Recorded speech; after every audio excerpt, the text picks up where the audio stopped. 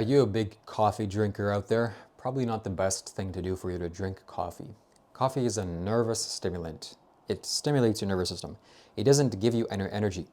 It's whatever you have inside of you, it just makes that come alive much more intensely.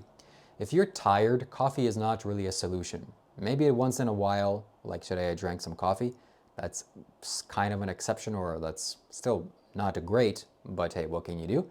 If you're relying on this as a crutch and you're using this every single day, you're asking for trouble. That's not a solution for sleep or for sleep deprivation. You know what the solution for sleep deprivation is? You sleep. That's the only solution for deprived sleep or lack of sleep. You get better quality sleep.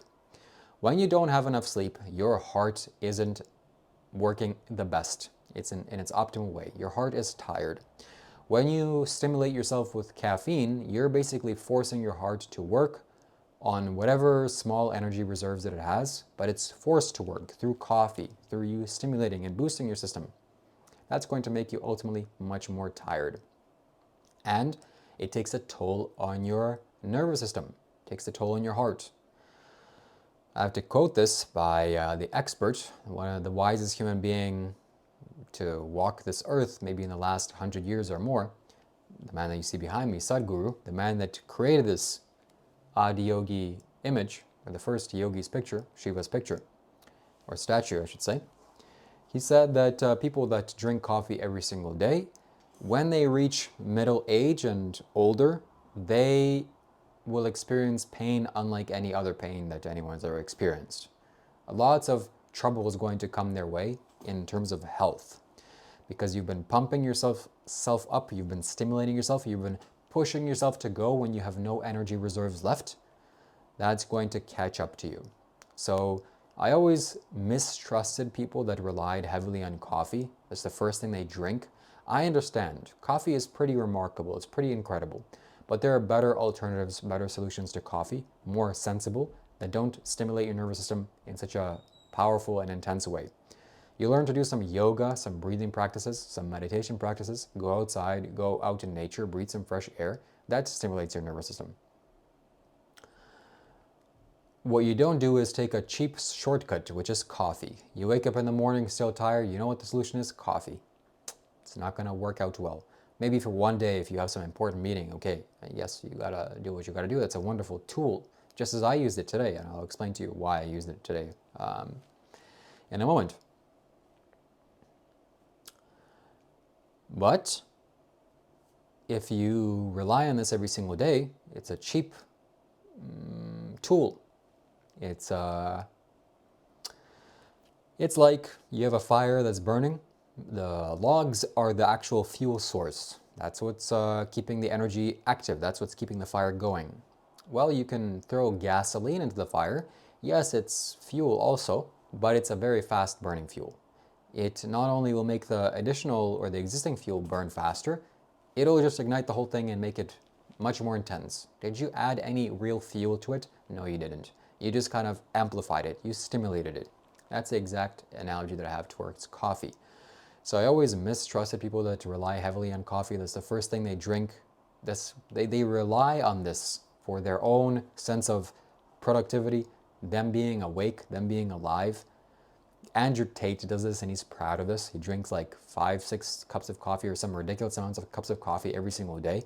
Oh man, you're definitely asking for trouble. So why did I drink coffee today? Because I have been on a very weird sleep schedule. Just kind of go to sleep whenever I want and wake up whenever I want. And today I decided that I didn't sleep. The last time I slept was, I don't even know, I don't remember how long ago.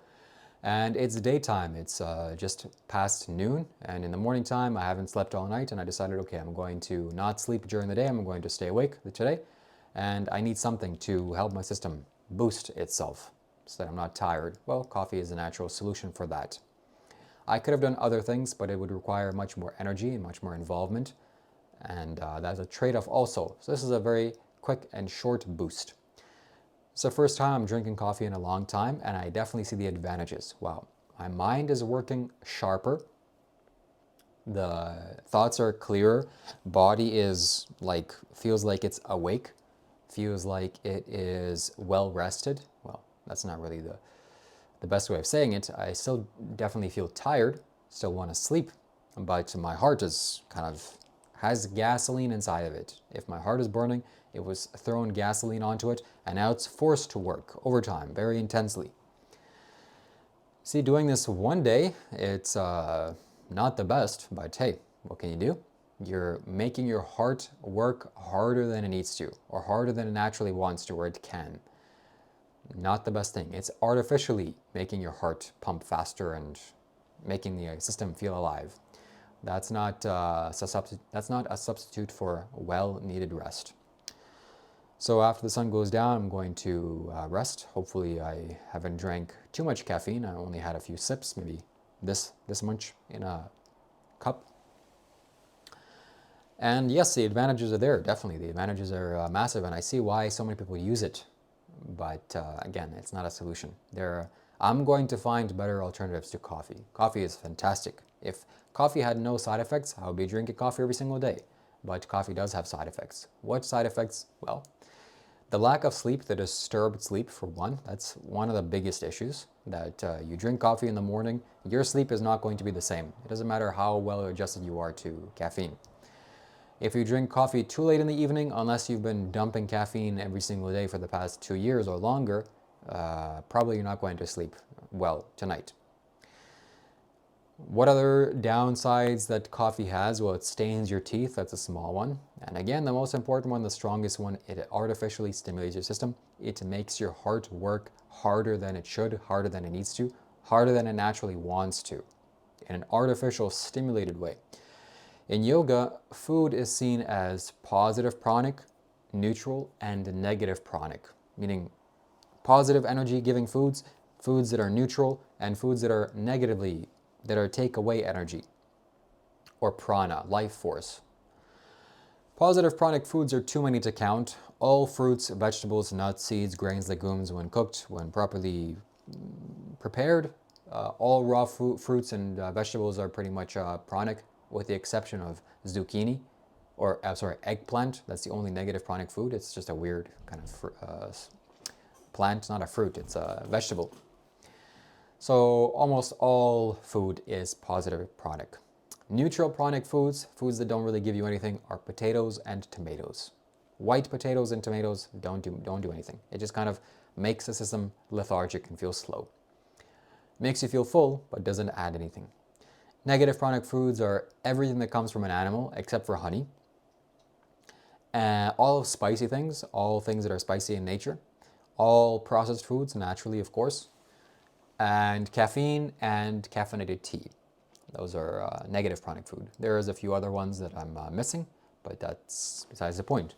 So nervous stimulants are what is a negative pranic food. Meaning what? Meaning when you stimulate your nervous system, you're doing exactly that. It's in the name. You're stimulating your nervous system, and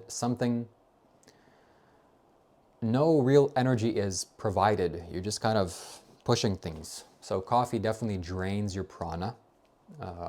Drinking 1 cup of coffee is not going to do anything significant. It's just going to stimulate your body, but if you drink this over and over and over again, I can see it in people that are addicted to coffee and coffee drinkers. It's like they have no light within them, no life. It's been drained away. You artificially stimulate yourself with this element, and all of the natural prana leaves because you're just tired.